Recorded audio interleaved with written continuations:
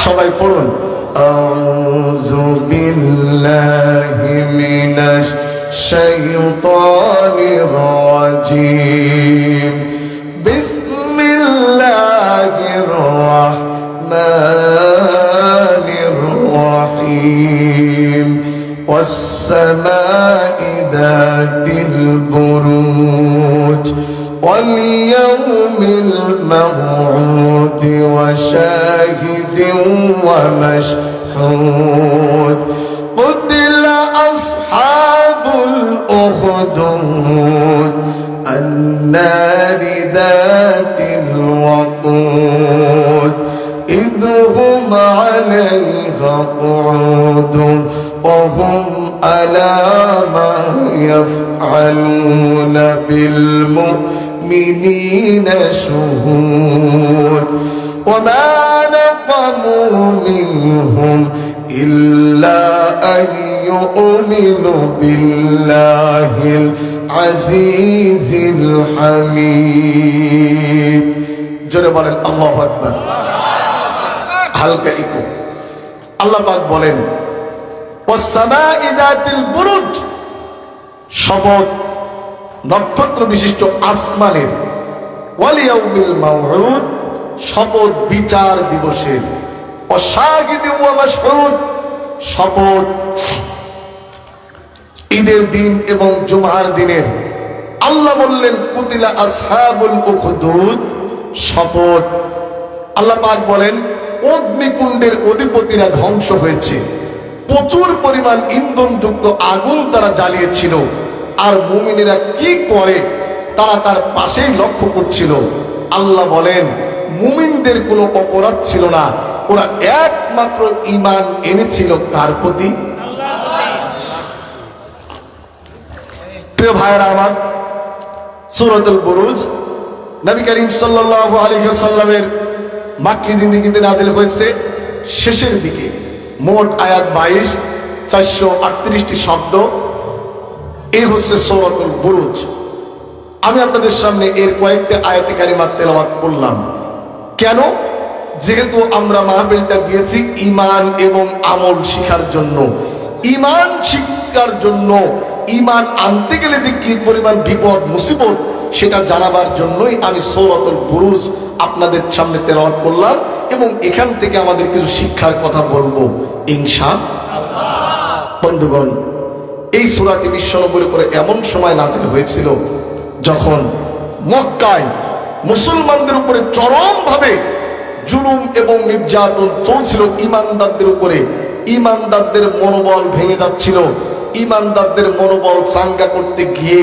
আল্লাহ রাব্বুল আলামিন ঈমানদারদের সান্ত্বনা দিতে গিয়ে বললেন ভয় পেও না ভেঙে যেও না বিপদ যত মজবুত হোক না কেন ঈমানদারদের কাছে এর তেমন কোনো সমস্যাই না জোরে বলেন আল্লাহু আকবার যতই টিরাম আসুক আর ডিরাম আসুক ঈমানদার কখনো টিরাম ডিরামের উপরে ভরসা করে না ঈমানদার ভরসা করবে কার উপরে আরেকটু বাঘের মতো আওয়াজ করে বলেন কার উপরে আল্লাহর উপরে বন্ধুগণ এখন আমি আপনাদের সামনে জানাবো সূরাতুল বুরুজের শানে নজুল কোন প্রেক্ষাপটে আল্লাহ রাব্বুল আলামিন নাযিল করলেন এর পূর্ব ইতিহাসটা কি আমি আপনাদেরকে জানাচ্ছি কেউ অন্তত নিজের গায়ের উপরে নেবেন না কিন্তু প্রাসঙ্গিক অনেক কথা আসবে হজম করতে হবে কারণ আপনারাও এক সময় আমাদের বসে অনেক কথা আমাদের মাইক কেড়ে নিয়ে আমাদের হজম করাইছেন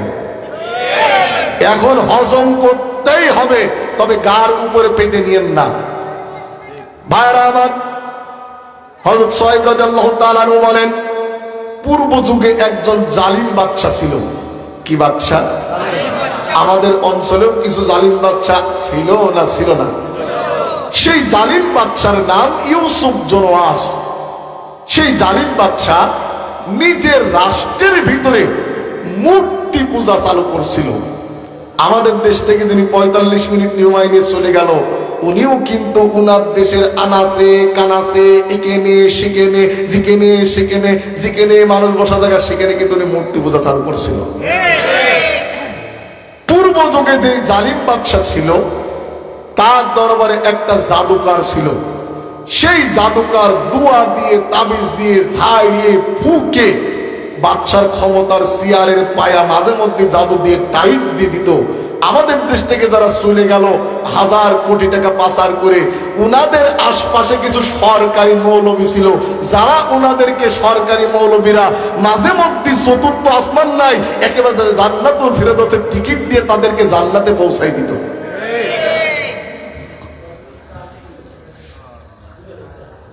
ভাইয়ারা আমার, বাদশার দরবারে যে জাদুকরটা ছিল, জাদুকর একদিন বাদশার কাছে এসে বলছে, বাদশাহ আমি তো মারা যাব, হয়তো আর বেশি দিন বাঁচবো না, তবে আমার ইন্তেকালের পর আপনার ক্ষমতা চেয়ারের পায়া কিরা টাইট দেবে, আপনি একটা ছেলে আমাকে দেন, আমি ওই ছেলেকে যেন জাদুবিদ্যা শিখাতে পারি। নাউজুবিল্লাহ বলেন। বাদশা চিন্তা করলো বুড়ো হয়ে গেছে কিন্তু বুদ্ধি কমেনি। বাদশা চিন্তা করলো এরকম লোকই তো আমার দরকার। বাদশা ঘোষণা করে দিল যে একটা ছেলে প্রয়োজন, যেই ছেলে অডিশনের মাধ্যমে টিকে যাবে তাকে সরকারি পর্যায়ে চাকরি দেওয়ার ব্যবস্থা হবে, তবে তার কাজ হচ্ছে তাকে জাদু শিখতে হবে। নাউজুবিল্লাহ বলেন। অসংখ্য বালকরা পরীক্ষা দেওয়ার জন্য আসলো। জাদুকর ওই বালকদের ভিতর থেকে একটা বালক বেছে নিলেন, তাফসীরের ভিতরে যার নাম এসেছে আব্দুল্লাহ বিন তামের। জোরে বলেন তো নামটা কি? আব্দুল্লাহকে বলা হলো তুমি প্রত্যেকদিন জাদু শিখবে, তোমার যাতায়াত ভাড়া দেওয়া হবে, তোমাকে মাসিক বেতন দেওয়া হবে, তুমি জাদু শিখে পরবর্তীতে তোমাকে চাকরি দেওয়া হবে।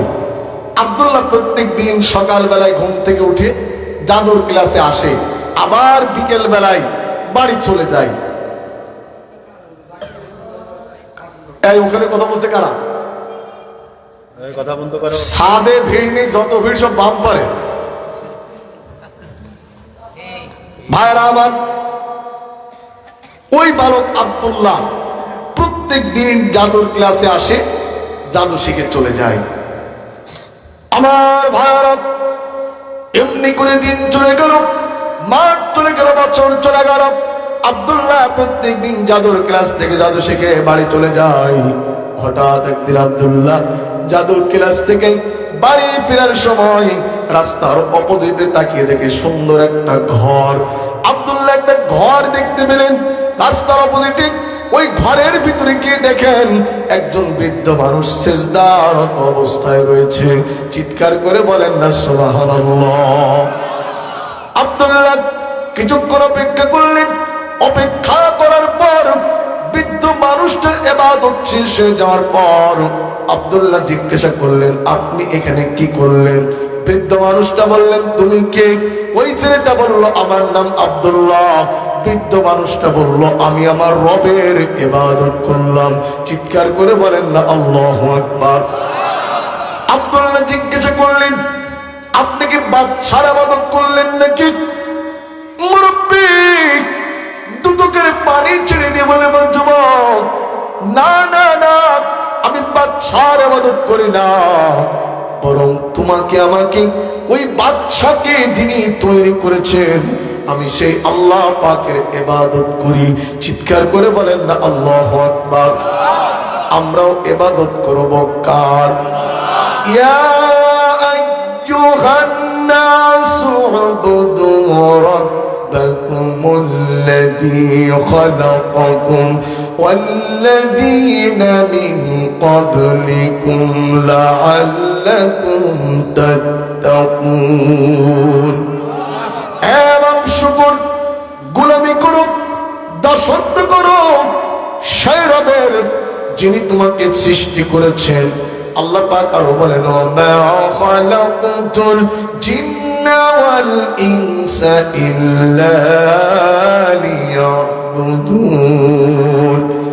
মহান আল্লাহ পাক বলেন, আমি মানুষ এবং জিন জাতিকে তৈরি করেছি একমাত্র কেবলমাত্র শুধুমাত্র এই মানুষগুলি আমার ইবাদত করবে। মসজিদের ভিতরেও না, মসজিদের বাইরেও ইবাদত হবে। কিছু কিছু লোকের ধারণা মসজিদের ভিতরে গোলামি হবে আল্লাহর, আর মসজিদ থেকে গোলাপ বের হওয়ার পর গোলামি হবে নেতার। এর নাম ফাইজলাম। মসজিদের ভিতরে গোলামি হবে যার, মসজিদের বাইরে এসেও গোলামি করা লাগবে তার। আলা লাহুল খালকু ওয়াল আমর, সৃষ্টি যার, হুকুম চলবে একমাত্র কার? যুবক আব্দুল্লাহ জিজ্ঞাসা করলেন, আপনি কার ইবাদত করলেন? বৃদ্ধ বুজুর্গ ব্যক্তি বললেন, আমি আমার রবের ইবাদত করি। আব্দুল্লাহ তো জানে না, কারণ ও বড় হওয়ার পর ও শুনেছে রব মানে বাদশা। চিৎকার করে বলেন, রব মানে কি? এখন যার বয়স 15 বছর, ও হয়তো ক্লাসে পড়েছে 10 বছর, ওকে যদি জিজ্ঞাসা করেন জাতির পিতা কে, ও কিন্তু অরিজিনাল দাবাতে ডুপ্লিকেটটার নাম বলবে। কথা কি বোঝা যাচ্ছে? যুবক আব্দুল্লাহ বিন তামির তো জানেন রবকে। জিজ্ঞাসা করলেন, আপনি কার ইবাদত করলেন? মুরব্বী ব্যক্তি বললে, আমি আমার রবের ইবাদত করলাম। কে রব?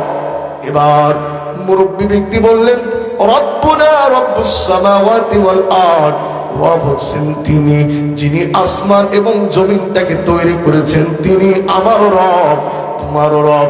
মুরব্বীর কথা শুনে আব্দুল্লাহ বিন তামিরের ভালো লেগে গেল।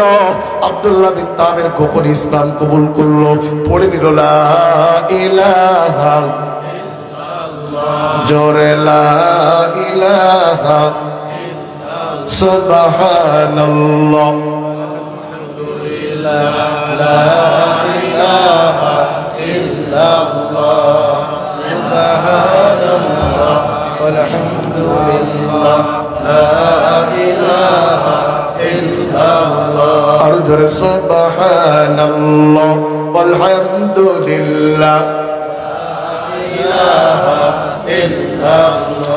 ভাইরা আমার, আব্দুল্লাহ বিন তামির গোপনে গোপনে ইসলাম কবুল করলেন। প্রত্যেকদিন জাদুর ক্লাসে আসা আগে মুরব্বীর সামনে একটু সময় দেয়, জাদুর ক্লাস থেকে বের হয়ে আবার মুরব্বীর কাছে একটু সবক নিয়ে বাড়ি চলে যায়। এমনি করে দিন চলে গেল, মাস চলে গেল, বছর চলে গেল। গ্রামের ভিতরে একদিন একটা জানোয়ার ঢুকে পড়লো। জানোয়ারের প্রভাবে এপাশের লোকজন ওপাশে আসতে পারে না, এপাশের লোকজন ওপাশেও যেতে পারে না। আব্দুল্লাহ জাদুর ক্লাসে বের হয়ে রাস্তার উপরে দেখতেছেন অনেকগুলি মানুষ জানো। আব্দুল্লাহ জিজ্ঞাসা করলেন, কেন এখানে এতগুলি লোক? সবাই বলল, আব্দুল্লাহ, গ্রামের মাঝখানে একটা জানোয়ার ঢুকে পড়েছে, জানোয়ারের কারণে কেউ এপাশ থেকে ওপাশে যেতে পারে না। আব্দুল্লাহ চিন্তা করলো, আজকে আমি পরীক্ষা করাবো জাদুকরের দিন সত্য না ওই ভণ্ড, না ওই আল্লাহর ওলির দিনটা সত্য। আব্দুল্লাহ বিন তামির হাতে একটা পাথর উঠিয়ে নিলেন। পাথর উঠিয়ে নিয়ে ওই যে মুরব্বী বুজুর্গের কাছ থেকে আব্দুল্লাহ একটা সবক শিখেছেন, সবকটার নাম বিসমিল্লাহ। জোরে বলেন তো, সবকটার নাম কি? আব্দুল্লাহ বিসমিল্লাহ শরীফ তেলাওয়াত করে পাথরের উপরে একটু ফু দিয়ে জানোয়ারের গায়ে মেরে দিয়েছে। সঙ্গে সঙ্গে জানোয়ারটা মারা গেল। একটু জোরে বলা যাবে কি সুবহানাল্লাহ? জানোয়ারটা মারা গেল। সবাই বলছে, কি দিয়ে মারলো, কি মারলো, কি দিয়ে মারলো? লোকজন বলছে, চিনোনি? আমাদের গ্রামের তামেরের ছেলে আব্দুল্লাহ এই জানোয়ারটা মেরেছে। আব্দুল্লাহ উস্তাদের কাছে গিয়ে বললো, উস্তাদ, আজকে তো আমার থেকে একটা অলৌকিক ক্ষমতা মানে শক্তি হয়েছে। উস্তাদ, আপনার থেকে যে বিসমিল্লাহ শিখছিলাম ওটা মারিছি আর জানোয়ার মারা গেছে। উস্তাদ বলল, আব্দুল্লাহ ধৈর্য ধরো, অচিরেই তোমার উপরে পরীক্ষা আসবে। চিৎকার করে বলেন আল্লাহু আকবার। এখন কারণ একটু পেটে সমস্যা হয়, আব্দুল্লাহর কাছে এসে বলে, আব্দুল্লাহ, আমার একটু পানি পড়ে দাও তো। আব্দুল্লাহ বলে, পানি পড়ে দিতে পারি, শর্ত হলো একটা, ঈমান আনতে হবে কার উপরে? আরেকটু জোরে বলেন, কার উপরে? কেউ রাগ করবেন না, আমাদের হুজুর গুলো যদি আমরা শক্ত হতে পারতাম যে তোর বাপের জানাজা আমরা ঠিকই পড়াবো, তবে এর পর থেকে যেন কোনোদিন যেন জুহুর, আসর, ফজর কোনো ওয়াক্তে যেন তোর মসজিদে, যদি কোনো ওয়াক্তই যেন তোকে বাড়িতে না দেখে যেন 5 ওয়াক্ত দিন মসজিদে তোকে দেখতে পাই, যদি এই শর্ত আমরা লাগিয়ে দিতে পারতাম, আল্লাহর কসম ইসলামী রাষ্ট্র না হলেও নিজ নিজ মহল্লাগুলি আমরা ইসলামের দুর্গ হিসেবে গড়ে তুলতে পারতাম। যদি একটা লাশ জানাজা বাদে কোন রকম শুইয়ে দেওয়া যাইতো, অন্তত কিছু লোক টাইট হয়ে যেত। কিন্তু শোয়াবে কিনা আমরা হুজুররা, আমাদের দাম নেই। বাংলাদেশে একটা চাকরি আসতেও সময় লাগে না, যাতেও সময় লাগে না, তাছে ইমামতি আর মুয়াজ্জিনি। কখন যে আসে আর কখন যে যায় তা হুজুর কমিটি নিজেও টের পায় না।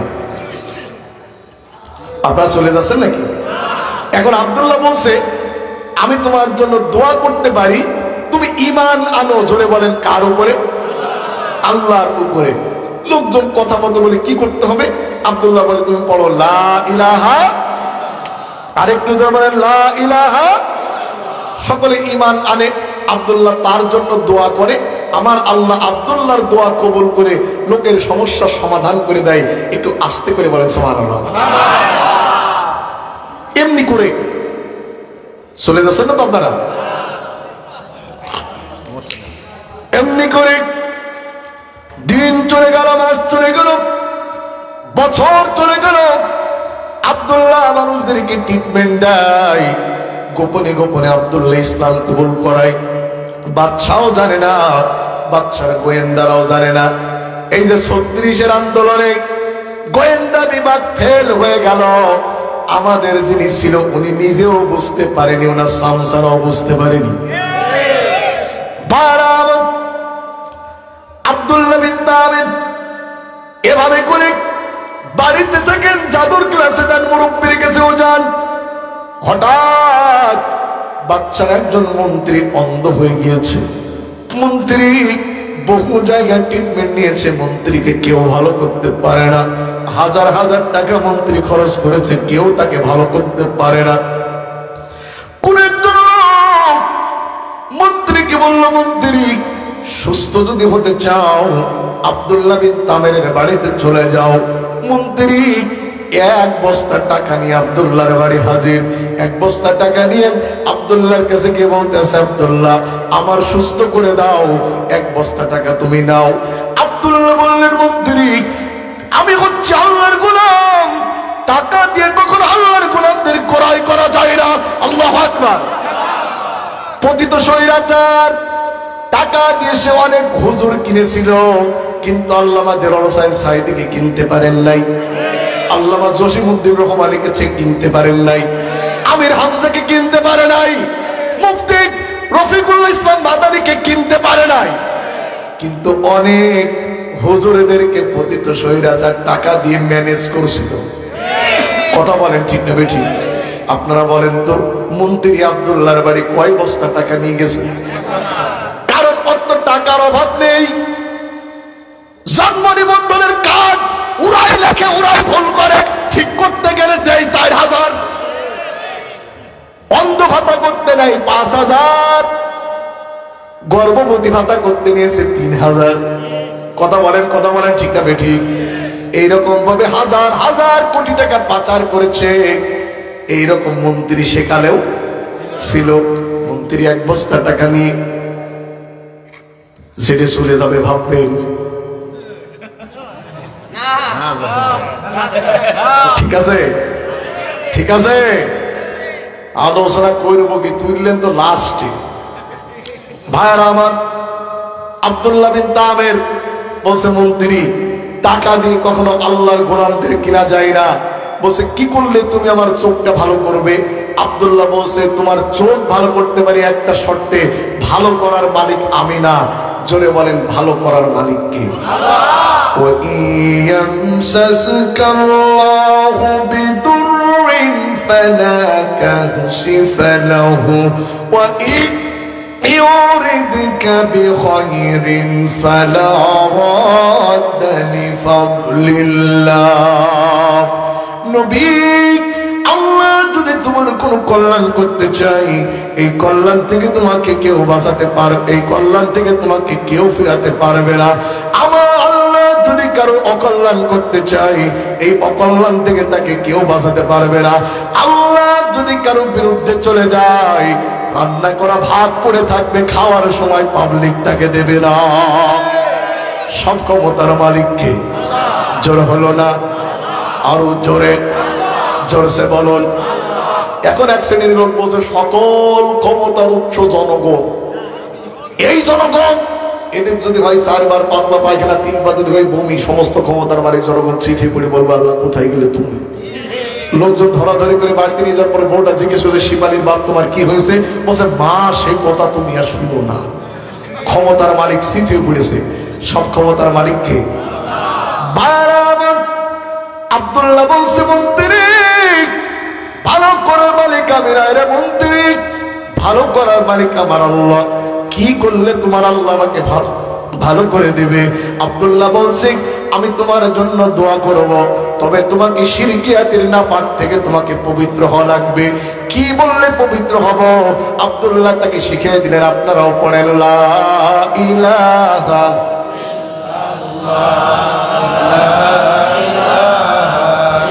লা ইলাহা ইল্লাল্লাহু মুহাম্মাদুর রাসূলুল্লাহ। চিৎকার দিয়ে বলেন সাল্লাল্লাহু। আব্দুল্লাহ মন্ত্রী যখন কালেমা পড়ল, আব্দুল্লাহ মন্ত্রীর জন্য আমার আল্লাহর কাছে দোয়া করলো। আমার আল্লাহ পাক আব্দুল্লাহর দোয়া কবুল করে মন্ত্রীর চোখটাও ভালো করে দিল। আরেকটু আসতে বলেন। পরের দিন মন্ত্রী রাজ দরবারে বাদশার দরবারে গেছে, কয়েকটা চেয়ারের পাশে চেয়ারে বসেছে। বাদশা বলছে, মন্ত্রী শুনতে পারলাম নাকি তোমার চোখ কানা হয়ে গেছে, ভালো হলে কিভাবে? মন্ত্রী অকপটে বললেন, বাদশা আমার চোখ ভালো করেছেন আমার রব আল্লাহ।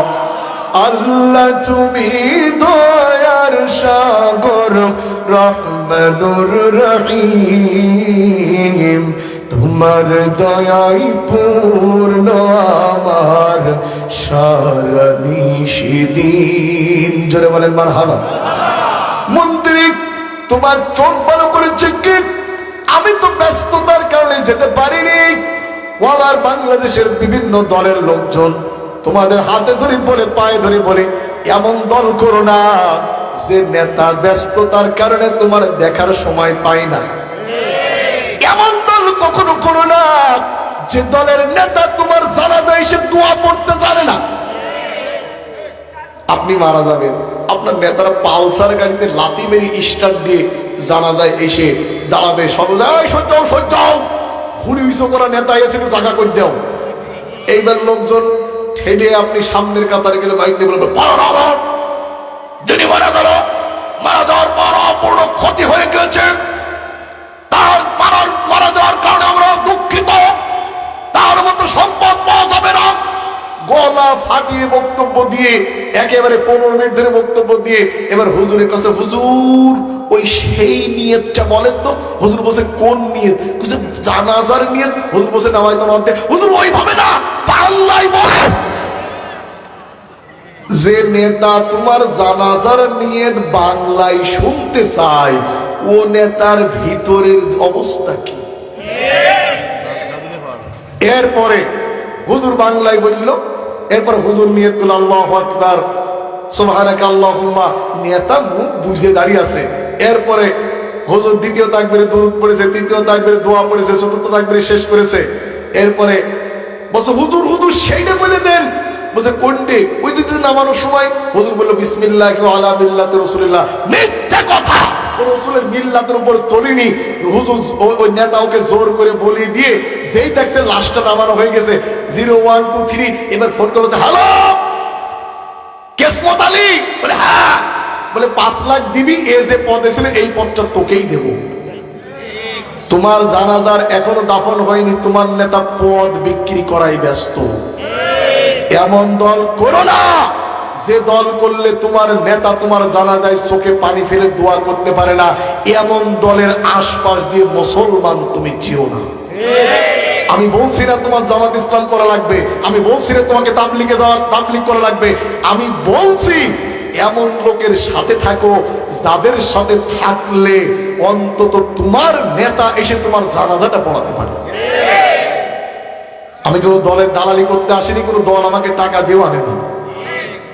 এই মাহফিল কমিটি আমাকে অ্যাডভান্স টাকা দেয়নি। জিজ্ঞেস করেন, আমি কন্ট্যাক্ট করা হুজুর না, কন্ট্যাক্ট করে আসিনি, অ্যাডভান্স দেওয়া লাগেনি। বাংলাদেশে অন্যতম একটা বক্তা যে 50-60 হাজার টাকার বক্তা দেশে ভালো ওয়াজ করে, তাও সে অন্ধ হবে আশরাফুল ইসলাম, কিন্তু কারোর কাছ থেকে টাকা চেয়ে নেয় না। ভাইরা আমার, গভীর মনোযোগ। আব্দুল্লাহ মন্ত্রী ওখানে গেছে, বাদশা জিজ্ঞেস করলেন তুই ভালো হলে কিভাবে? মন্ত্রী অকপটে বললেন আমার রব ভালো হয়ে, আমার রব আমাকে ভালো করে দিয়েছে। সুবহানাল্লাহ বলেন। একেবারে বাদশা তো তালি বাজাচ্ছে, বাবা আমি ভালো করলাম, জীবনকে দেখতেই গেলাম না। মনের ভিতরে খুশি আছে না নাই? এই বাংলাদেশের ভাবমূর্তি উজ্জ্বল করে একজন, বদনাম করে আর একজন।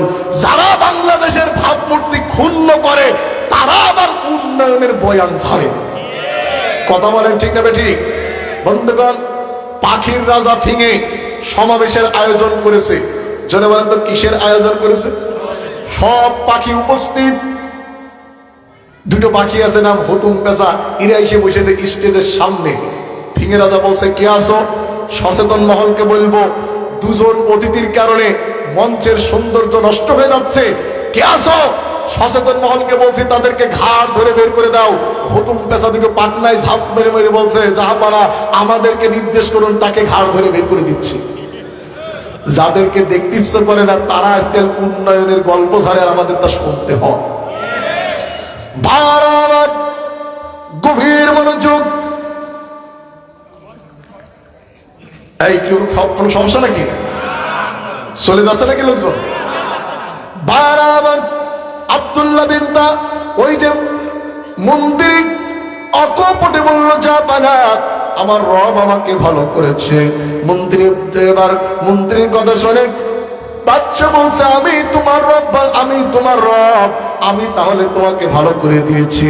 মন্ত্রী বলল না না, তুমি আমার রব নও, আমার রব আমার আল্লাহ। চিৎকার করে বলেন না আল্লাহু আকবার। এখন শুন, আমি বারবার রব শব্দ বলছি। রব কাকে বলে একটু দেখার দরকার। রব কাকে বলে একটু দেখার দরকার আছে না নাই? রবের অনেক ব্যাখ্যা। যাহার যে জিনিস যতটুকু দরকার তাহাকে বিনা দরখাস্তে যিনি টাইম মতো পৌঁছে দেন তিনি আর কেউ নন, তিনি আমার রব। রবের আর একটা ব্যাখ্যা শুনুন। তারবিয়াতুশ শাইখ ইলা কামালিহি শাইয়ান ফাশাইয়া, নাই থেকে যিনি পূর্ণতায় পৌঁছিয়ে দেন, নাই থেকে যিনি পূর্ণতায় পৌঁছিয়ে দেন তিনি আর কেউ নন, তিনি আমার রব আল্লাহ। এখন আমার বয়স 33 বছর। আজ থেকে 34 বছর আগে কেউ আমাকে জানতো না, চিনতো না, শুনতো না। আমাকে বিনা পরিচয় যিনি আমার মায়ের গর্ভের ভিতরে দান করলেন, আমার বাও আমাকে চিনতো না। আমাকে যিনি আমার মায়ের গর্ভের ভিতরে চিনার আগেই যিনি দান করলেন, চিৎকার করে বলেন তার নাম রব। বারামত এই পৃথিবীর ভিতরে লোহার উপরে ছবি আঁকানো মিস্ত্রি পাওয়া যাবে, টাইলসের উপরে ছবি আঁকানো মিস্ত্রি পাওয়া যায়, পাথরের উপরে ছবি আঁকানো মিস্ত্রি পাওয়া যায়। আপনারা বলেন তো এই নড়াইলে এমন কোন মিস্ত্রির খোঁজ কি আপনাদের জানা আছে নাকি যে মিস্ত্রি 2 ফুটা পানির উপরে একটা ছবি এঁকে আপনাকে দেখাতে পারবে? আল্লাহ রাব্বুল আলামিন এমন রব, পিতার শুক্রাণু মায়ের ডিম্বাণু একত্রিত করে আলাদা আলাদা ছবি আমার আল্লাহ পাক অঙ্কন করে দিলেন। একজনের সঙ্গে আর একজনের কোনো মিল নাই। চিৎকার করে বলেন না আল্লাহু আকবার। পিতার শুক্রাণু মায়ের ডিম্বাণু একত্রিত হয়ে গেল। এইটা পানিটা আল্লাহ পাক 40 দিন মায়ের গর্ভের ভিতরে রাখলেন। 40 দিন পরে পানিটা আবার রক্তে পরিণত করলেন। রক্ত হওয়ার পর আবার 40 দিন পর এই পানিটাকে আল্লাহ পাক মাংসের টুকরা বানালেন। মাংসের টুকরা বানানোর পর বডি আল্লাহ পাক স্ট্রাকচার দিলেন, ছোট্ট ছোট্ট হাড় দিয়ে বাচ্চার বডি প্রস্তুত করলেন। বাচ্চার খাবার দরকার, নেতা চিন্তা করলো না, পীর চিন্তা করলো না। আপনি আমি কি খাবে? মায়ের পেটের ভিতরে আল্লাহ পাক মায়ের নাভির সঙ্গে সন্তানের নাভির সঙ্গে একটা তার জোড়া দিয়ে মায়ের পেটের সন্তানটাকে তিনি তিল তিল করে বড় করলেন। তিনি আর কেউ নন, তিনি আমার রব আল্লাহ। বাচ্চা হওয়ার সময় চলে আসলো। সুম্মা সাবিলা ইয়াসসারা। আল্লাহ পাক বলেন আস্তে করে আমি বের করে নিয়ে আসলাম। বের হয়ে আসলো, নাভির সঙ্গে যে সংযোগ সড়ক ছিল ওটা ধাত্রী কাটুক নার্স কাটুক কেটে দিল।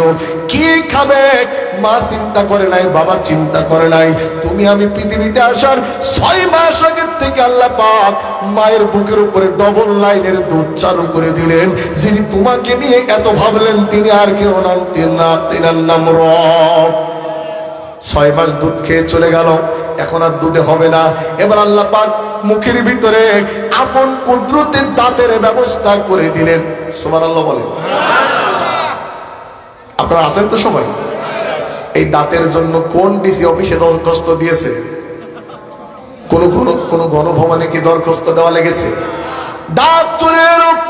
6-7 বছর মধুমতি নদীর মাছ খেয়ে চলে গেল, পোল্ট্রি মুরগির কলিজা খেয়ে চলে গেল, সোনালী মুরগির কলিজা খেয়ে চলে গেল।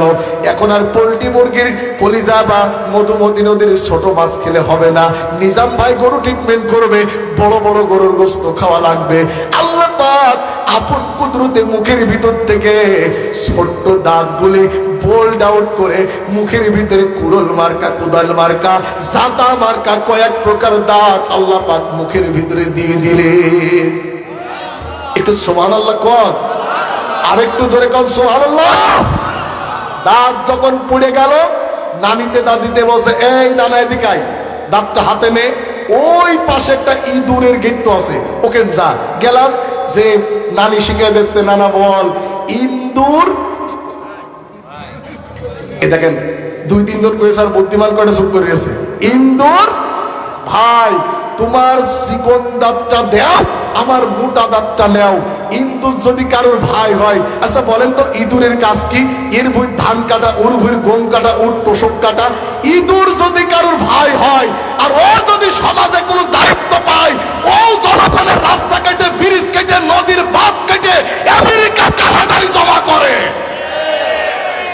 গত 18টি বছর ইঁদুর বাবার ভাইগুলি বাংলাদেশটা ফোকলা করে ফেলেছে। এগুলা চলে যাচ্ছে কেন? সভাপতি সাহেব আসবেন? আচ্ছা, না উনি হচ্ছে রেফারি। খেলায় রেফারি যদি না থাকে তাহলে প্লেয়ার খেলবে কি করে? ভাইরা আমার, আল্লাহ রাব্বুল আলামিন আপন কুদরতে মুখের ভিতরে দাঁত দিলেন। তিনি আর কেউ নন, তিনি রব। জোরে বলেন তো তিনি কে? আরেকটু জোরে বলেন তিনি কে? মন্ত্রী বলছে, ওই যে খেয়াল আছে তো, মন্ত্রী বলছে আমার রব আমাকে ভালো করেছে। মন্ত্রীর উপরে নির্যাতন চলল, বারবার প্রস্তাব দেওয়া হলো, মন্ত্রী রানিং সিট তোমার হারিয়ে যাবে, তোমার আসলে অন্য কাউকে দিয়ে আবার বিজয় করে তাকে আমি দায়িত্ব দেব। তুমি তোমার মাথার থেকে ভোটটা ছেড়ে ফেলে দাও, তুমি বলো রব আমি বাদশা। মন্ত্রী বলছে, বাদশা তোমার 5টা গোলামেরা তোমাকে রব মানতে পারে, আমি জীবন দিতে পারি, ইমান দিতে পারি না। জোরে বলেন আল্লাহু আকবার। ইমান আনা এত সহজ নয়। আল্লাহ পাক বলেন, আহাসিবান নাসু আন ইউতরাকু আন ইয়াকুলু আমান্না ওয়া হুম লা ইফতানুন। তোমরা কি মনে করেছো তোমরা ঈমান এনেছো, এই কথা বললে আমি তোমাদেরকে ছেড়ে দেব? না না না, আমি আল্লাহ পাক তোমাদের পরীক্ষা করব। আমরা এমন ঈমান আনলাম, আমাদের ঈমানে কোনো পরীক্ষা টরীক্ষাই নাই। আল্লাহ পাক বলেন, আম হাসিবতুম আন তাদখুলুল জান্নাতা ওয়া লাম্মা ইয়াতিকুম মাসালুল লাযীনা খালাউ মিন ক্বাবলিকুম মাসাতুহুমুল বা'সাউ ওয়াদ-দাররাউ ওয়াযুলজিলু حتى يقول الرسول والذين آمنوا معه متى نصر الله ألا إن نصر الله قريب। সংকার দিয়ে বলেন আল্লাহু আকবার। তোমরা কি মনে করেছো তোমরা ঈমান এনেছো এই কথা বললেই আমি তোমাদের ছেড়ে দিব? না না না, অবশ্যই আমি আল্লাহ পাক তোমাদের পরীক্ষা করাবো। এমন পরীক্ষা আমি করেছিলাম নবীদের উপরে, সাহাবীদের উপরে। যে বিপদে নবী এবং সাহাবী বিপদগ্রস্ত হয়ে এক সময় বলে ফিরেছিলাম, মাতা নাসরুল্লাহ, আয় আল্লাহ কখন তোমার মদদ আসবে। এইভাবে যখন মুমিনদের উপরে পরীক্ষা চলে আর মুমিনেরা ময়দানে পা জমায়ে টিকে থাকে, রাবারের গুলি খেয়ে, বুলেটের গুলি খেয়ে, AK-745 এর গুলি খেয়ে মুমিনেরা যখন পা জমায়ে টিকে থাকে, আল্লাহ পাক এক সময় মুমিনদের জন্য ঘোষণা করে দেয়, আলা ইন্না নাসরাল্লাহি করিব, আর দেরি নাই, আমার মদদ, আমার সাহায্য তোদের জন্য অবধারিত। আল্লাহ যদি সাহায্য না করতো বিএনপি জামাত এ বিজয় আনতে পারত না। ওরা কিন্তু 16টা বছর কম ঠেলেনি।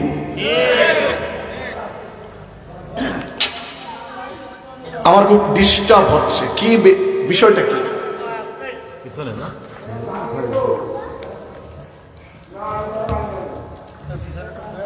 ভাইরা আমার, না যদি আপনাদের, আমি তো অরিজিনাল কোরআন থেকেই তাফসীর করছি নাকি? আল্লাহ পাক বলেন যে মুমিন যারা, বিপদ তাদের উপরে আসবেই, কিন্তু মুমিনেরা ভেঙে পড়তে পারে। ইমানদারদের জীবনে হার বলে কোনো শব্দ নাই। তারা মরলে শহীদ, বাঁচলে গাজী। জোরে বলেন আল্লাহু আকবার। কিন্তু আমাদের সমাজে ইমানের বয়ান যত হয়, সমাজে আসলে ইমান রক্ষা করা বয়ান তার চেয়ে কম হয়। আল্লাহ রাসূল সাল্লাল্লাহু আলাইহি ওয়াসাল্লাম বলেছেন, কিয়ামতের আগে, খুব ভালো করে, কিয়ামতের আগে সকালে মানুষ থাকবে মুমিন, সন্ধ্যা হওয়ার আগেই হবে কাফের। সন্ধ্যা হওয়ার আগে হবে মুমিন, সকাল করবে কাফের অবস্থায়। আল্লাহ রাসূল বলেছেন, কিয়ামতের আগে মসজিদের সৌন্দর্য বেড়ে যাবে, মসজিদের ভিতরে ঈমানদার থাকবে না। মসজিদের ভিতরে কে থাকবে না বলেন তো? আমার বন্ধুগণ, আমাদের ঈমানের অবস্থা কি জানেন তো? বলবো একটা উদাহরণ। মনে করেন আপনার বাবার 5 শতক জমি আছে লাহুরিয়া বাজারে। ওই জমিটা ছিল আপনার দাদার। আপনার দাদা ওখানে কিছু করেনি, জমি পৈতৃক সূত্রে, উত্তরাধিকার সূত্রে পেয়েছে আপনার বাবা। আপনার বাবাও ওই লাহুরিয়া বাজারের 5 শতক জমিতে কিচ্ছু করে গেল না। এখন এই জমিটা পেয়েছেন আপনি এখন বসে বসে স্বপ্ন বলতেছেন, লাহুরিয়া বাজারে যদি 5 শতক জমি বিক্রি করে দেই শালনগরে, এরপরে এই গ্রামটার নাম কি? মন্ডলবাগ। এই মন্ডলবাগে ওই জমিটা বিক্রি করলে 2টো ফ্ল্যাট হবে, একটা পালসার গাড়ি হবে, অন্তত আরো কিছু ফ্রিজ ট্রিজ কিনে ঘরটা সাজানো যাবে। আপনি এখন চিন্তা করতেছেন জমির সাথে থাকে থাক, যাই যাক। কারণ জমি আপনাকে কিনতে হয়নি, জমি কিনেছিল আপনার দাদা, সেখান থেকে পেয়েছে আপনার বাবা, তারপরে পেয়েছেন আপনি। আপনার চিন্তা জমি থাকে থাক, যাই যাক, ওটা বেঁচে ফেললে কোনো সমস্যাই না। আমাদের ইমানের অবস্থাও তাই। আমরা ওই পৈতৃক সূত্রে মুসলমান পেয়েছি, আমাদের অবস্থাও, ইমানের অবস্থাও থাকে থাক, যাই যাক। ইমান বিধ্বংসী কোনো কথা শুনলে যার কারণে আমাদের রক্ত গরম হয় না। না হলে কি করে সাহস পায়? মৌলবাদীরা কখনো ক্ষমতায় আসেনি, পরে কখনো আসবে না, কি করে কথা বলার সাহস পায়? তোমার ইমানে তোমার একটু আগুন ধরে না এর প্রতিবাদ করার জন্য? তুমি ইমান নামক ভণ্ডামি করছো কোথায়? প্রতিবাদ করো। যারা 313 জন মুসলমান বদরের প্রান্তরে সহস্রাধিক আবু জাহলের মোকাবেলা করেছিল, আর তোমার সামনে ইমান বিধ্বংসী কথা হয়, তোমার পথ ঠিক রাখার জন্য তোমার গায়ে একটু খারাপ লাগে না? ইমান খালেস করো। ইমান যদি খাঁটি হয়, আমল কম থাকলেও জান্নাতে প্রবেশ করবে। সুবহানাল্লাহ বলেন। আপনারা যদি বিরক্ত না বোধ করেন, আমি কিছু কথা বলবো। উহুদের যুদ্ধে একজন লোক নাম উসাইরিম, এই উসাইরিম তার বাপ দাদা সবাই ইসলাম কবুল করেছে, উসাইরিম ইসলাম কবুল করেনি। উনি উহুদের যুদ্ধের দিনে বাড়ি ছিল না, বাড়ি আসলো, যে এসে জিজ্ঞেস করলেন আমার চাচা কোথায়? বললো উহুদে গেছে। আমার বাপ কোথায়? উহুদে গেছে। অমক কোথায়? উহুদে গেছে। উনি চিন্তা করলেন সবাই উহুদে গেল, পুরুষ মানুষ, আমি একা বসে রয়েছি কেন? উনি উহুদের ময়দানে গেলেন, একজন সাহাবীর সঙ্গে দেখা, যে এই উসাইরিম, তুমি তো আমাদের দলের না, তুমি কাদের পক্ষে যুদ্ধ করার জন্য আসলে? উসাইরিম বললেন, আশহাদু আল্লা ইলাহা ইল্লাল্লাহ ওয়া আশহাদু আন্না মুহাম্মাদার রাসূলুল্লাহ। ও নবী সাহাবী শোনো, আমি আল্লাহ এবং রাসূলের পক্ষে যুদ্ধ করার জন্য আসলাম। সুবহানাল্লাহ বলেন। কিছুক্ষণ পর শত্রুপক্ষ থেকে একটা তীর এসে উসাইরিমের গলায় লেগে গেল।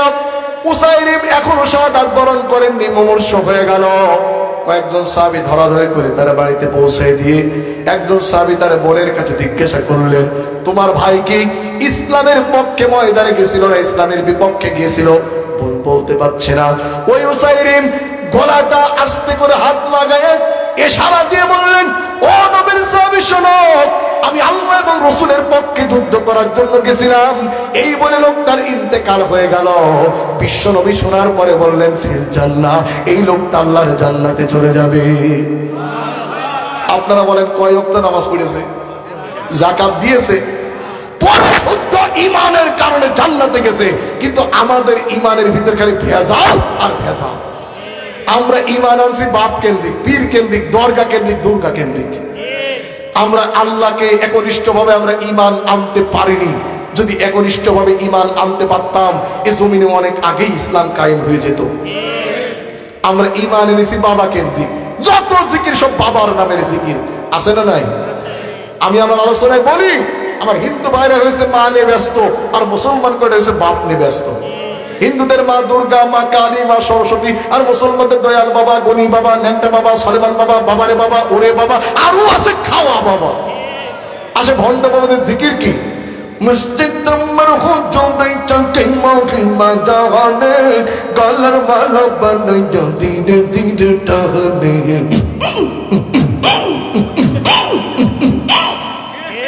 জোরে বলে নাউজুবিল্লাহ। বন্ধুগণ, জিকির হবে কার নামে?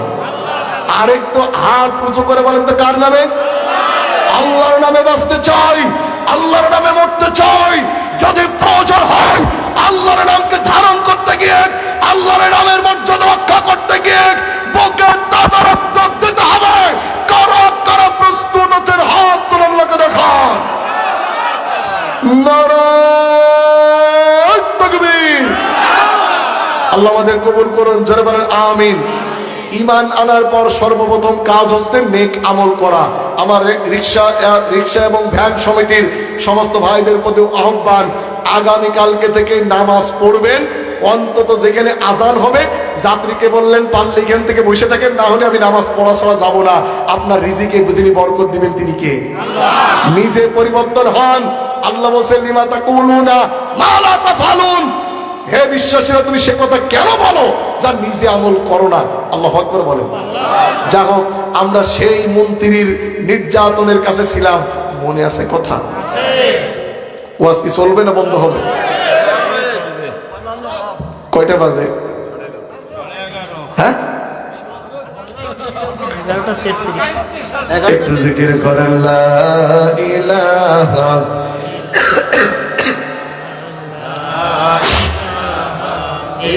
সুবহানাল্লাহ ওয়ালহামদুলিল্লাহ লা ইলাহা ইল্লাল্লাহ মুহাম্মাদুর রাসূলুল্লাহ। মন্ত্রীকে ধরা হলো, মন্ত্রীকে নির্যাতন করা হলো।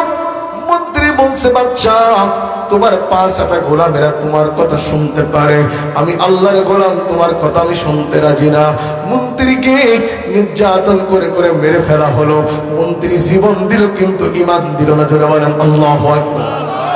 মন্ত্রী মৃত্যুর আগে তাকে জিজ্ঞাসা করা হলো, তুমি কার কাছ থেকে শিখেছো? মন্ত্রী বলল, ওই যে তুমি যাকে জাদু শিক্ষার জন্য নিয়োগ দিয়েছিলে, যাকে তুমি চেয়ারের খুঁটি ঠিক করার দায়িত্ব দিয়েছিলে, আমি ওই বাচ্চার কাছ থেকে ঈমানের সন্ধান পেয়েছি। আল্লাহু আকবার। জালিম বাচ্চা তার রাষ্ট্রের ভিতরে অপারেশন ডেভিল হার্ট চালু করে দিল। ধরে নিয়ে আয়। শয়তান এতদিন ছিল ভালো মানুষ, ঈমানের কারণে হয়ে গেল শয়তান।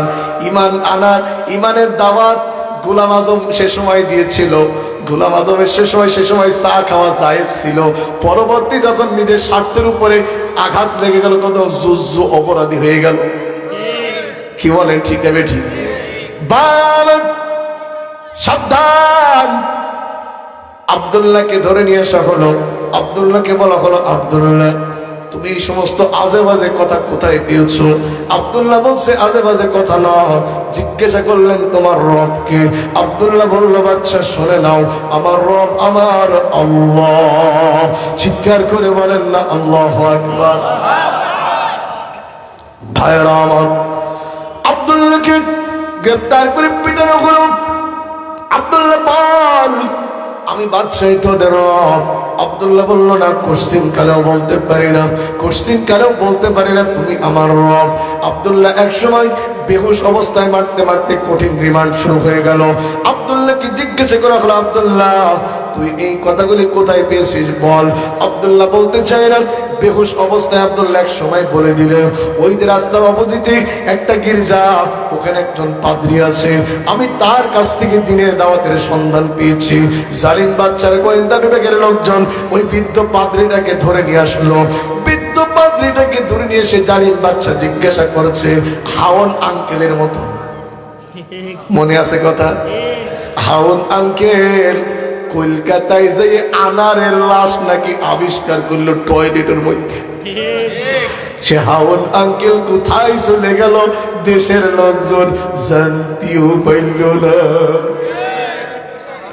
কথা বলেন, ঠিক নেবে ঠিক? গোয়েন্দা বিভাগের লোকজন জিজ্ঞাসা করল, তুমি জিজ্ঞাসা করে বল, তুমি বলো রবকে? মুরব্বী একবার কে বলল, রব আল্লাহ। বাচ্চা বলছে, ভালো করে বলো। বাচ্চার সামনেও বলল, রব আল্লাহ।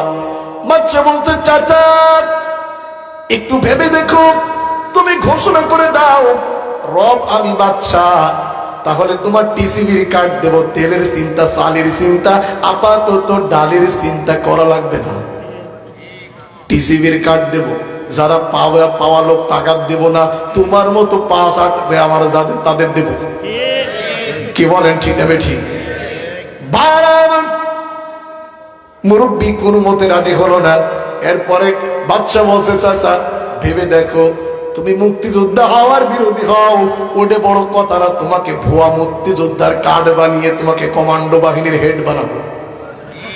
আছে না নাই? আরেকটু ধরে বলেন, আছে না নাই? এই বাংলাদেশে কত কিছু তালিকা হলো, 10,000 রাজাকারের তালিকা বের করা হলো, কিন্তু আজ পর্যন্ত সঠিক মুক্তিযোদ্ধা কয়টা এটা আজ পর্যন্ত কেউ আবিষ্কার করতে পারল না। এতদিন শুনলাম 30 লাখ। মেজর ডালিম সত্য বলুক বা মিথ্যা বলুক, কি বলেছে জানি না, ও কিন্তু হাটে হাড়ি ভেঙে দিয়েছে 3 লাখের বেশি না।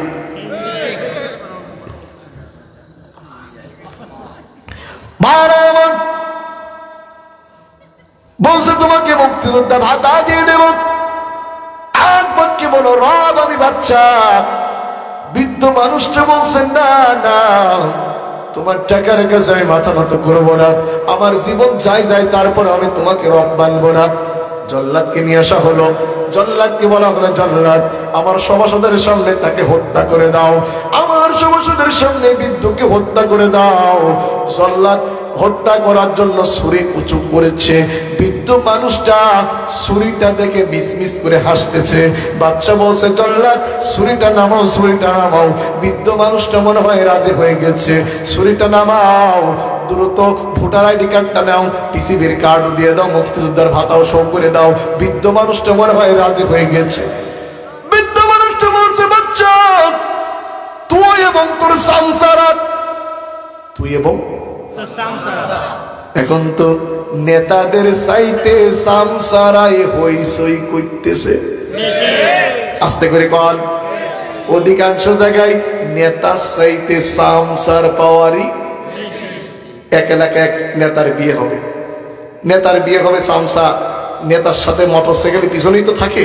ও দেখছে যে শ্বশুর বাড়ির লোকের শ্বশুর বাড়ির লোকের খাওয়ানোর জন্য এই আপেল কিনেছে, কমলা কিনেছে, 500 টাকা কেজি বেদানা কিনেছে, খেজুর কিনেছে, কত কিছু কিনেছে। ও তো জীবিতে নাল পড়ছে যে যদি আমি খেতে পারতাম।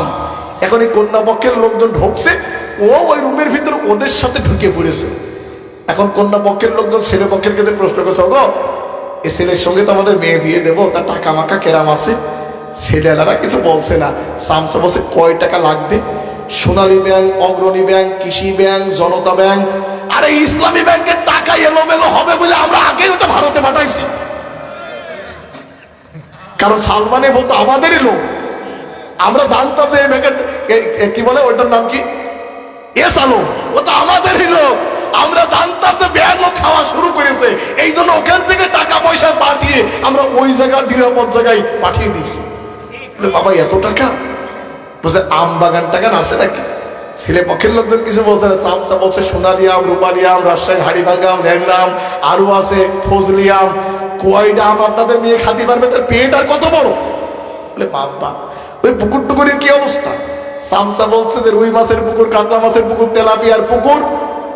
আমরা নড়াইল শহরে গিয়ে 10টা ট্রাক ভাড়া করে খুলনা পশুর নদী থেকে পানি এনে লবণ পানি দিয়ে ইলিশ মাছ চাষ করার ব্যবস্থা করেছি।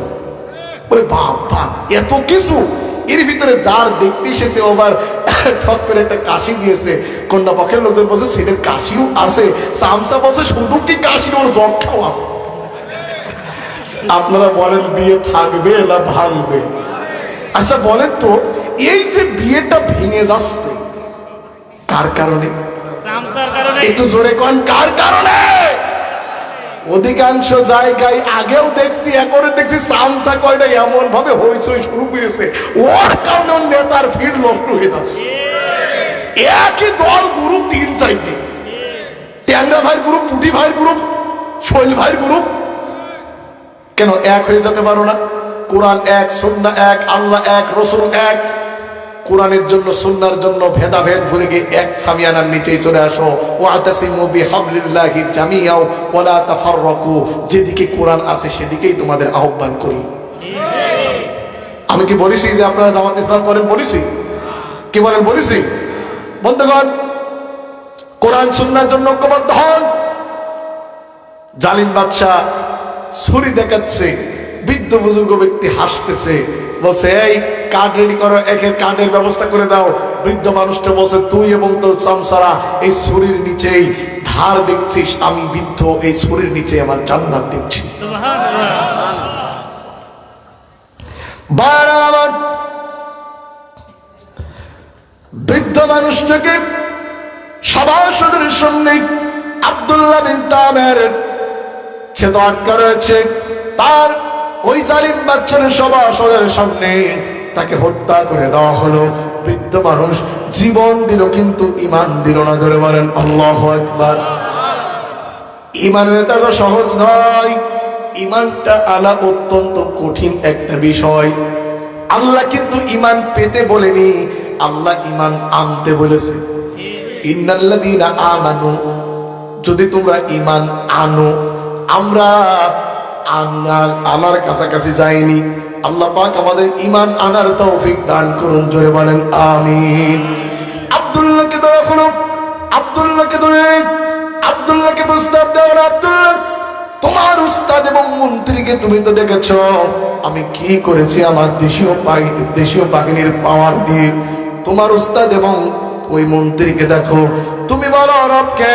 আব্দুল্লাহ আগের মতো বলছে বাচ্চা, রব হলেন আমার আল্লাহ। চিৎকার করে বলেন না আল্লাহু আকবার। কয়েক বান্ডিল টাকা ধরা হলো, কয়েক বান্ডিল টাকা ধরা হলো। আব্দুল্লাহ বলছে তোমার টাকার কাছে আমি বিক্রি হতে চাই না। ধরে বলেন আল্লাহু আকবার। এই যে বাংলাদেশের ক্রান্তিকালে আজ পর্যন্ত বাংলাদেশের হুজুররা একটা ফন্ড ঘোষণা করতে ব্যর্থ হয়েছে। কি বলেন ঠিক না বেঠিক? এই ৮০ করে তারপরে আজ পর্যন্ত হচ্ছে না। কথা বলেন ঠিক না বেঠিক? এই মন্দিরের ঠাকুর আর ওই মন্দিরের ঠাকুর এই দুইটা তো ঝগড়া হচ্ছে না। এই মসজিদের হুজুর আর ওই মসজিদের হুজুরের মিল হচ্ছে না। অমিলটা কি? এই হুজুরের হাত, হুজুর মসজিদের হুজুর হাত বাঁধবে এই জায়গায়, ও হাত বাঁধবে এই জায়গায়। এই মসজিদে হুজুর নামাজ পড়ে দোয়া করবে, ও মোটে কালে করবেই না। এই মসজিদের হুজুর তারাবি পড়বে 8 রাকাত, ও পড়বে 20 রাকাত। এই মসজিদে হুজুর ইয়া নবী সালাম আলাইকা, ও মসজিদে হুজুর মোটে কালে সালামই দেবে না। এই নিয়ে দলাদলি, মারামারি, ঠেলাঠেলি, গুতোগুতি, ফতোয়া চালাচালি আছে না নাই? ও বাংলাদেশের হুজুররা, ঘর যদি ঠিক থেকে প্লাস্টার হবে, টাইলস হবে। ঘর যদি ঠিক না থাকে প্লাস্টার টাইলসের কোনো প্রশ্নই আসে না। তোমরা হুজুররা যদি এক হয়ে যাও, ছোটখাটো মাসলা মাসাইল ঐক্যবদ্ধ হয়ে আমরা ঠিক করতে পারবো। তোমরাই যদি এক না হও, আমাদের অস্তিত্ব টিকে থাকবে না। আস্তে করে কথা বলেন, কথা ঠিক না ঠিক? বন্ধুগণ, বন্ধুগণ, গল্পকে একটা করবো। এক বাড়িতে বাড়িওয়ালা 3 হুজুরের দাওয়াত দিয়েছে। কয় হুজুরের? তো বাড়িওয়ালা বসে, হুজুর আপনারা বয়ান করেন, বয়ান করেন। এক হুজুর এসে বসে, আমি বয়ান করবো না, আমি দোয়া করবো। আর এক হুজুর বসে, বাবা আমি মসজিদ ছাড়া বয়ানই করিনি। মানে বয়ান ঠিক করে কিন্তু মসজিদ ছাড়া করে না।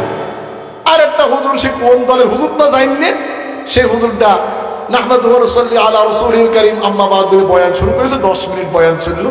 বাড়িওয়ালা বসে, খোকা তুই এত সুন্দর বয়ান শিখলি কি করে বাবা? বলে আমি তো পড়ি, আমার রিপোর্ট রাখতে হয়, আমার প্রত্যেকদিন সাহিত্য পড়তে হয়, অর্থ সহ কোরআন পড়া লাগে। বুঝতেই তো পারছেন। এখন বাড়িওয়ালা যখন খেতে দিচ্ছে 3 হুজুরের, খাতি দেওয়ার সময় দেশি মুরগির গোস্ত, এই বয়ান করা ছেলেটার 2টো গোস্ত বেশি দিয়েছে। এখন এই যে 2 হুজুর, এদের আর ঘুম হচ্ছে না, নাই 2টো কথা বেশি কইল, তাই বলে কি 2টো গোস্ত বেশি খাওয়া লাগবে? বাড়িওয়ালা বলছে, হুজুর আজকে আমাদের বাড়ি আপনাদের থাকা লাগবে। ঢালাও বিছানা পেড়ে সুন্দর একটা বড় মশারি টানিয়ে দিয়েছে, বলে আপনার হুজুর ঘুমান। ছোট্ট বাচ্চাটা হয়তো ইন্টারমিডিয়েট ফার্স্ট ইয়ার অথবা সেকেন্ড ইয়ারে পড়ে, ও আল্লাহুম্মা বিসমিকা আমুতু ওয়া আহিয়া বলে ঘুমিয়ে গেছে। এই 2 হুজুরের ঘুম হচ্ছে না, নাই 2টো কথা বেশি কইলো, তাই বলে 2টো গোস্তর বেশি দেবে? ও গোস্ত খাবে, প্রশংসা পাবে, গায়ে রক্ত বানিয়ে ঘুরিয়ে দাঁড়াবে। তারা ঘুরিয়ে দাঁড়াতে দিচ্ছি। এক হুজুর ওই পাশে তারা হুজুর বসে, মশারি কোনা উঁচু করে দে, মশারি কোনা উঁচু করে দেন, মশাদের রক্ত খাওয়িয়ে গোস্ত কমিয়ে দেব। আপনারা বলেন, মশারি উঁচু করলি ওই ইন্টার ফার্স্ট ইয়ারের ওই মিষ্টি রক্তটার কামাবে, কেমন কামড়াবে, আর ওই টক হুজুর 2টোর কামড়াবে না? ও হুজুরেরা, ফতুয়া সালাসালি বাদ দিয়ে অন্তত মশারি জার করে যতটুকু আছে, অন্তত বালিশ দিয়ে কাঁথাতে চেপে ধরার চেষ্টা করো। কি বলেন, ঠিক না ঠিক? ভাইজান, আপনার কি বিরক্ত বোধ করছে? তাহলে একটু ঝনকাইতে জিকির হোক, আমরা আবারও তাফসীরের ভিতরে প্রবেশ করি। লা ইলাহা ইল্লাল্লাহ, সবাই লা ইলাহা সুবহানাল্লাহ আলহামদুলিল্লাহ লা ইলাহা ইল্লাল্লাহ, জোরে সুবহানাল্লাহ আলহামদুলিল্লাহ লা ইলাহা ইল্লাল্লাহ মুহাম্মাদুর রাসূলুল্লাহ। আব্দুল্লাহকে টাকার বান্ডিল করে হলো, আব্দুল্লাহ টাকার বান্ডিল রাজি হলো না। বাদশাহ বলল, যত দ্রুত পারো এই আব্দুল্লাহকে তোমরা পাহাড়ের চূড়ায় নিয়ে যাও। এক প্লাটুন সেনাবাহিনীর সদস্যরা আব্দুল্লাহকে পাহাড়ের চূড়ায় নিয়ে গেল। আব্দুল্লাহ পাহাড়ের চূড়ায় আব্দুল্লাহকে ফেলে দিবে এরকম মুহূর্তে আব্দুল্লাহ আমার আল্লাহ পাকের কাছে একটা মিস কল দিয়ে দিলেন। সুবহানাল্লাহ বলেন। প্রশ্ন হতে পারে, হুজুর এত হুজুর আমরা আনলাম, কত ভাইরাস হুজুর আনলাম, কেউ তো আল্লাহর কাছে মিস কল দেওয়ার কথা বলল না। আপনি কানা মানুষ, আবার আল্লাহর কাছে মিস কল দেওয়ার অর্থ কোথায় পেলেন? আল্লাহর কাছে মিস কল নয়, আল্লাহর কাছে ডাইরেক্ট কথা, আল্লাহর কাছে ডাইরেক্ট কথা কলে কথা বলার ব্যবস্থাও আমার কাছে আছে। বলবো বলবো وَمِنَ اللَّيْلِ فَتَهَجَّدْ بِهِ نَافِلَةً لَكَ عَسَىٰ أَن يَبْعَثَكَ رَبُّكَ مَقَامًا مَحْمُودًا। ঝংকার দিয়ে বলেন আল্লাহু আকবার। আল্লাহর কাছে ডাইরেক্ট কলে কথা বলার মাধ্যম হচ্ছে তাহাজ্জুদের নামাজ। রাত যখন 3 ভাগে 2 ভাগ ফুরিয়ে যায়, একটা ভাগ যখন অবশিষ্ট থাকে, আমার আল্লাহ পাক প্রথম আসমানে নেমে আসে। প্রথম আসমানে নেমে এসে বলে, বান্দা কার কি প্রয়োজন তোরা আমার কাছে বল, তোর কি প্রয়োজন আমি তোকে তা পূরণ করব, তোর কি প্রয়োজন আমাকে বল আমি তোকে পূরণ করব। হাদিসের ভিতরে এসেছে তাহাজ্জুদ নামাজে নিজ ভাষায় দোয়া করা যায়। আল্লাহর মুমিন বান্দা বান্দিগণ তাহাজ্জুদ নামাজ পড়ে নিজ মাতৃভাষায় যদি আপনি আল্লাহর কাছে দোয়া করেন, আপনার দোয়া যিনি কবুল করবেন তিনি কে? আস্তাজিব লাকুম, আমাকে ডাকো আমি তোমার ডাকের সাড়া দেওয়ার জন্য প্রস্তুত। সুবহানাল্লাহ বলেন। আমার ভ্যান শ্রমিক ভাইয়ারা, রাত 8টার পর পরে ঘুমাবার ব্যবস্থা করুন। রাত্রিবেলা তাহাজ্জুদের নামাজ ওঠার পরে একটু দোয়া করুন। আপনার ভাগ্য যিনি পরিবর্তন করে দিবেন তিনি কে? আরেকটু জোরে বলেন তিনি কে? আমার যুবক ভাইয়েরা, 5 ওয়াক্ত নামাজ পড়ার ব্যবস্থা করুন। বলতেছিলাম আব্দুল্লাহ আল্লাহর কাছে একটা মিস কল দিয়ে বলে, মালিক এই পাহাড়ের উপরে আমাকে মেরে তোমার কি লাভ? ও মালিক তুমি আমাকে আরো বেশি পরিসরে কালমার দাওয়াত দেওয়ার সুযোগ করে দাও। আল্লাহ পাক আব্দুল্লাহর দোয়া কবুল করলেন। যারা আব্দুল্লাহকে ফেলতে গিয়েছিল, আমার আল্লাহ পাক পাহাড়ে ভূমিকম্প দিয়ে তাদের ডিমের মতো মামলেট আকারে হত্যা করলেন। আব্দুল্লাহকে ফেরেশতারা আস্তে করে পাহাড় থেকে নামায় দিল। একটু জোরে বলা যাবে কি সুবহানাল্লাহ? আব্দুল্লাহ বাদশার দরবারে হাজির। বাদশা বলছে, কিরে তুই মরিসনি? উনি বললেন, না, আমার আল্লাহ আমাকে বাঁচিয়ে দিয়েছে। আরেকটু আস্তে কোন সুবহানাল্লাহ। ভাইজান পিছনের ভাইরা কি চলে যাচ্ছে নাকি? মাইজ ভাই ঠিক আছে তো? সভাপতি উনি আমার ওয়াদা রেখেছেন, যাক আলহামদুলিল্লাহ উনিও চলে এসেছে, আলহামদুলিল্লাহ বলেন। বন্ধুগণ বন্ধুগণ আব্দুল্লাহ বলছে, কিরে তুই এখনো মরিসনি? উনি বললেন, আমার আল্লাহ আমাকে বাঁচিয়ে দিয়েছে। সব ক্ষমতার মালিক কে? যা কিছু বলবো চাইবো কার কাছে? আল্লাহর কাছে। রিক্সা শ্রমিক ভ্যান শ্রমিক ভাইয়েরা, গাড়ি চলা অবস্থায় বিড়িতে যেন সুখটান না পড়ে। অনেক আছে এখন তার আগের মতন প্যাডেল এরকম এরকম করে করতে হয় না, এখন এরকম এরকম মুট করে ধরে আর গাড়ি কে করতে করতে চলে যায়। আর গাড়ি তো চলছে, মনের সুখের বিড়িতে সুখ টান দিচ্ছে না। এরকম করলে হবে না ভাই। গাড়িতে উঠার স্টিয়ারিং ধরার আগে বলবে বিসমিল্লাহ, বাড়ি থেকে বের হওয়ার সময় বলবে বিসমিল্লাহি তাওয়াক্কালতু আলাল্লাহ ওয়া লা হাওলা ওয়া লা কুওয়াতা ইল্লা বিল্লাহ। যতক্ষণ রিকশা চালাবে ভ্যান চালাবে পুরাটাই ইবাদতের ভিতরে শামিল হবে। আবার অনেকে কি করে, গাড়িতে আবার সাউন্ড বক্স, মানে পিছনে সাউন্ড বক্স লাগে, গান চালায়। ও টুনির মা তোমার টুনি কথা শোনে না, যাত্রার সঙ্গে ডেটিং করে আওয়াজ চেনে না। তো তোমার যদি চিনতেই পারবে তাহলে তোমার গাড়ি চালাতে হলো কিনা? আর তোমার চেয়ে নেবে কি? তুমি তো 3 বছর দাঁতই বিরাজ করো না। অবশ্যই এলাকার ড্রাইভারগুলি অনেক অত্যন্ত সফট, ভালো, ভদ্র। তারা যদি ভদ্র না হতো, অন্তত তারা ইচ্ছে করলে গানের একটা অনুষ্ঠান করতে পারতো। না করে আল্লাহ পাক তাদেরকে দিয়ে কোরআনের বাগান সাজিয়েছে, আলহামদুলিল্লাহ বলেন। বন্ধুগণ আরেকটা কথা, ফতোয়া চালাচালি বেশি বন্ধ করবেন। কারণ মক্কায় আবু তালিব ইসলাম কবুল না করলেও রসুলের কিন্তু অনেক সাপোর্ট দিয়েছে। আজকে যদি এরা যদি এই আয়োজনটা না করতো, এই কথাগুলি আপনারা কি শুনতে পাইতেন? এবার আপনারা বলেন যে ভাইরাল বক্তারা যা আইনলেন সে তুলনায় ওয়াজ কি ভালো হচ্ছে না খারাপ হচ্ছে? তাহলে যত টাকা তুললো, আমি অন্ধ মানুষ, আমার গলায় সমস্যা, এবার আপনারা বলবেন যে একটু টাকা যেন বেশি করে দেয়। এটা কেন এবার কিন্তু কথা বলছে না। হুজুর মরে গেলে আপনি সিনেমায় যাইয়ে বলেন আমাদের সমস্যা নেই, কি বলেন? ঠিক নেবে ঠিক। দেখুন বিরক্ত হচ্ছেন নাকি আপনারা? তাহলে আব্দুল্লাহ এসে বলল, আমার আল্লাহ আমাকে বাঁচিয়েছে। এইবার জালিম বাচ্চা ইউসুফ জোয়াজ সে এক প্লাটুন ফের নৌ সদস্যদেরকে দিয়ে বলল, সাগরের ভিতরে নিয়ে গিয়ে তাকে ঢেলে দাও, সাগরের ভিতরে গিয়ে তাকে ঢেলে দাও।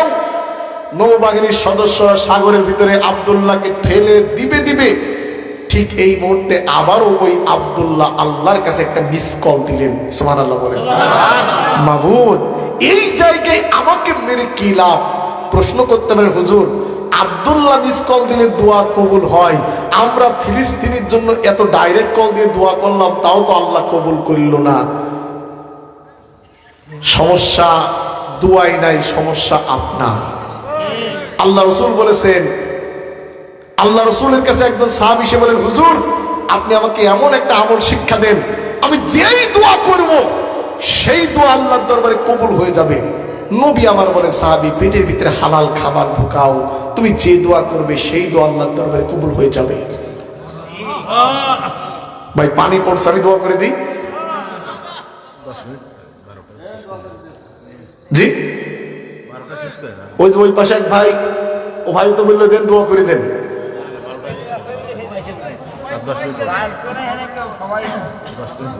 আর 10 মিনিট বলেন।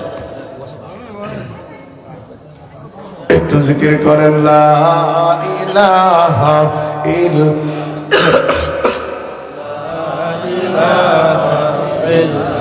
আর একটু ধরে, লা ইলাহা ইল্লাল্লাহ সুবহানাল্লাহ আলহামদুলিল্লাহ লা ইলাহা ইল্লাল্লাহ জোরে লা ইলাহা লা ইলাহা ইল্লাল্লাহ সুবহানাল্লাহ আলহামদুলিল্লাহ লা ইলাহা ইল্লাল্লাহ আল্লাহুম্মা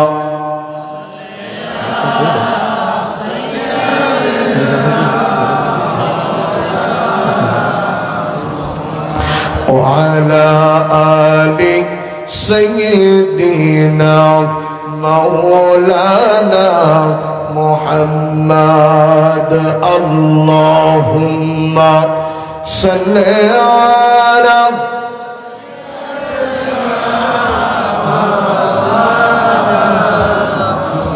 وعلى آل سيدنا مولانا। আমার বন্ধুগণ, আব্দুল্লাহকে সমুদ্রের ভিতরে নিয়ে যাওয়া হলো। সমুদ্রের ভিতরে যাওয়ার পর আব্দুল্লাহ আবার দোয়া করলেন, আমার আল্লাহ পাক আব্দুল্লাহর দোয়া কবুল করলেন। যারা আব্দুল্লাহকে মারতে গেছিল সবাই মারা গেল, আমার আল্লাহ পাক আব্দুল্লাহকে সুস্থ অবস্থায় তীরে পৌঁছায় দিল। একটু জোরে বলা যাবে কি সুবহানাল্লাহ? আব্দুল্লাহ এসে হাজির। বাচ্চা বলছে, কি বাবা তুমি এখনো মরেনি? আব্দুল্লাহ বললেন, আমার আল্লাহ পাক আমাকে বাঁচিয়ে দিয়েছে। আব্দুল্লাহ এবার বাচ্চার কাছে প্রশ্ন করলেন, বাচ্চা সত্যি কি তুমি আমাকে হত্যা করতে চাও? বাচ্চা বলতে, হ্যাঁ সত্যি আমি তোকে হত্যা করতে চাই। তোকে যদি হত্যা না করি আমার ক্ষমতা সিয়ার ঠিক। জালিম বাচ্চা ভালো করে বুঝতে পেরেছিল, আল্লামা দেলোয়ার হোসেন সাঈদীকে যদি বিষ প্রয়োগ করে হত্যা না করতে পারে ডাক্তার জামানকে দিয়ে, আমি তো ভালো করে জানি অন্তত আমার ক্ষমতার বেশি দিন নেই। এই জন্য ডাক্তার জামানকে দিয়ে আল্লামা সাঈদীকে হত্যা করলো। কথা বলেন ঠিক না বেঠিক?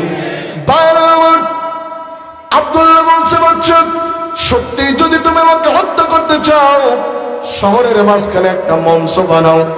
বাচ্চা তার সামসাদের নির্দেশ দিল, শহরের মাঝখানে একটা মঞ্চ বানাও।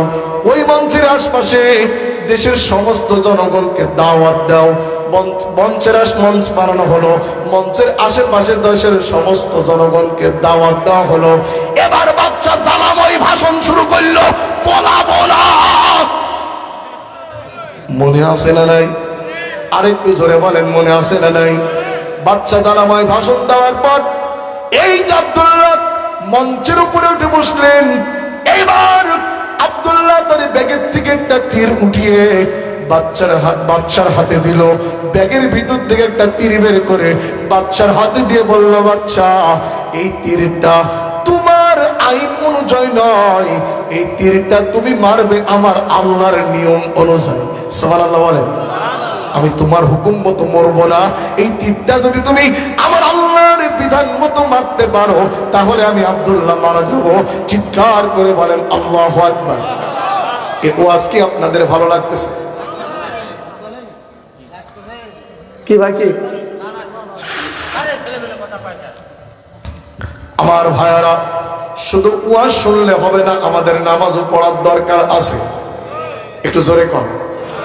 অনেকে বলে হুজুর নামাজ আমি না পড়লে কি হবে, আমার ঈমান ঠিক আছে। ওর ঈমান এখন মাপা হবে। ঈমান কি করা হবে? হাদিস শরীফের ভিতরে এসেছে লা দীনা লিমান লা সালাতা লাহু, যার কাছে নামাজ নাই ওর কাছে দিন নাই, ঈমান নাই। নবী বলেন মান তারাকা সালাতান মুতাআম্মিদান ফাকাদ কাফারা, ইচ্ছে করে যে ব্যক্তি নামাজ ছেড়ে দিল হাদিস অনুযায়ী কাফের হয়ে গেল। নবী বলেন বাইনাল আবদি ওয়া বাইনাল কুফরি তারকুস সালাত, কাফের আর মুমিন চিনা যায় নামাজে। ওমি আপনার নাম ভোটার তালিকায় মুসলমান থাকতে পারে, জন্ম নিবন্ধনের খাতায় মুসলমান থাকতে পারে, ৬২-র পর্যায়ে আপনি মুসলমান থাকতে পারেন। আপনি যদি ৫ ওয়াক্ত নামাজ যদি আদায় না করেন, আপনি আর হরি বাবুর ভিতরে কোনো পার্থক্য নাই। নামাজ আপনার পড়তেই হবে। যারা বলেন কয় ওয়াক্ত? উতলু মা উহিয়া ইলাইকা মিনাল কিতাবি ওয়া আকিমিস সালাহ ইন্নাস সালাতা তানহা আনিল ফাহশাই ওয়াল মুনকার। হে নবী, এই কিতাব তেলাওয়াত করো, যা তোমার প্রতি অবতীর্ণ করা হয়েছে, এই কিতাব তেলাওয়াত করো, নামাজকে আদায় করো। নিঃসন্দেহে নামাজ মানুষদেরকে অন্যায় খারাপ কাজ থেকে বাঁচায়া দেয়। কিন্তু অনেকে আছে নামাজও পড়ে, সুদও, সুবহানাল্লাহ 49 কোটি, আলহামদুলিল্লাহ 37 লাখ, সুদের উপরে টাকা আছে 58 লাখ। টাকার গরম হয়েছে মসজিদের সভাপতি। কিসের গরম? আরেকটু ধরে বলেন কিসের গরম? ইমাম যদি কড়া কথা বলে পরের সপ্তাহ আসার আগে ইমাম তালাক দিয়ে দেয়। ইমাম যদি পর্দার পক্ষে কথা বলে, মসজিদে এক লোক আর এক লোকের বউ নিয়ে চলে গেছে, যার কারণে ইমাম আর পর্দার পক্ষে ওয়াজ করতে পারে না। আমরা ইমাম, আমরাও সালাত করব না, 12 ইসলামদের ফজিলত আনি, ওইটা মিনমিন করে পড়ি। আপনাদের অভ্যাস যাবেন সবার শেষে, পরে স্যান্ডেল